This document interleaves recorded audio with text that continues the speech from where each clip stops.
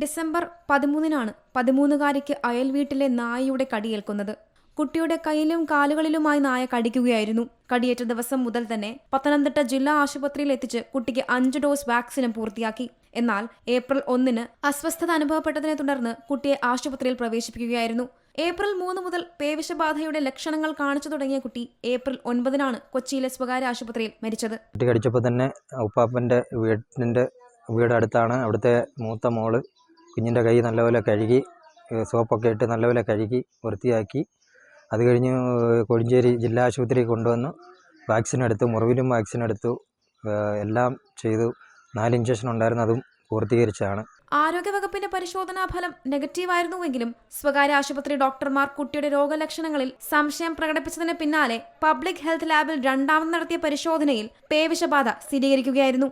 നാരങ്ങാനം ഗ്രാമപഞ്ചായത്തും ആരോഗ്യവകുപ്പും നടപടികൾ സ്വീകരിച്ചില്ലെന്നും വേണ്ടി വന്നാൽ കോടതിയെ സമീപിക്കാനാണ് തീരുമാനമെന്നും പെൺകുട്ടിയുടെ പിതാവ് പറയുന്നു. അപ്പം പോലീസിന്റെ നടപടി എവിടം വരെ പോകുന്നെന്ന് നോക്കിയിട്ട് കോടതിയെ സമീപിക്കണമെന്ന് വെച്ച് കഴിഞ്ഞാൽ കോടതിയെ നമ്മൾ സമീപിക്കും.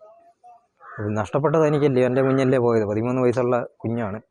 ഇത്രയും ഒരു കുഞ്ഞിനെ വളർത്തിക്കൊണ്ട് വരുന്ന പിതാവിൻ്റെ വിഷമം മറ്റാർക്കും പറഞ്ഞാൽ മനസ്സിലാകുക.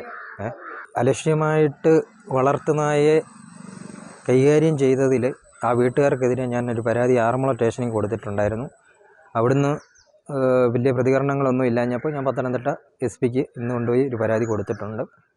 പിന്നെ ഇനിയും ഇതുപോലെ വളർത്തുനായകളെ വീട്ടിൽ വളർത്തുന്നവർ വാക്സിനും എടുക്കുകയും അതിൻ്റെ ലൈസൻസ് കയ്യിൽ സൂക്ഷിക്കുകയും വേണം.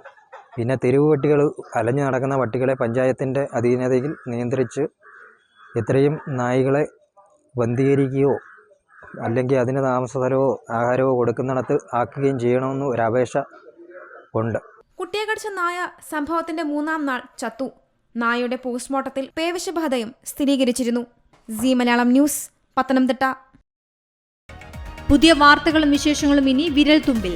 എല്ലാ ഡിജിറ്റൽ പ്ലാറ്റ്ഫോമുകളിലും ഇപ്പോൾ സീ മലയാളം ന്യൂസ് ലഭ്യം.